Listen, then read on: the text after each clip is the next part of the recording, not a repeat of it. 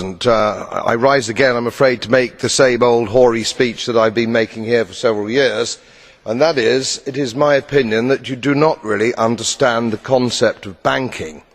All the banks are broke.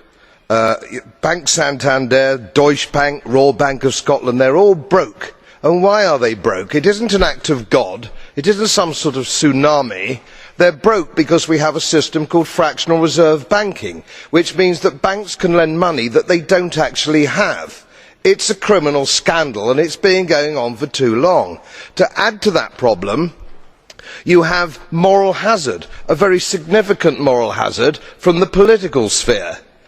And most of the problem starts in politics and central banks, which are part of the same political system.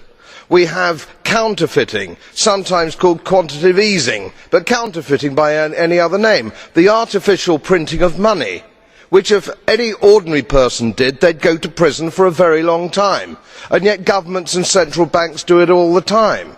Central banks repress the amount of interest that rates are, so we don't have the real cost of money. And yet we blame the retail banks for manipulating LIBOR. The sheer effrontery of this is quite astonishing. It's central banks that manipulate interest rates, Commissioner. And plus, underneath all this, we talk loosely, in a rather cavalier fashion, do we not, about deposit guarantees. So when banks go broke through their own incompetence and chicanery, the taxpayer picks up the tab. It's theft from the taxpayer. And until we start sending bankers, and I include central bankers and politicians, to prison for this outrage, it will continue. If you see something, say something.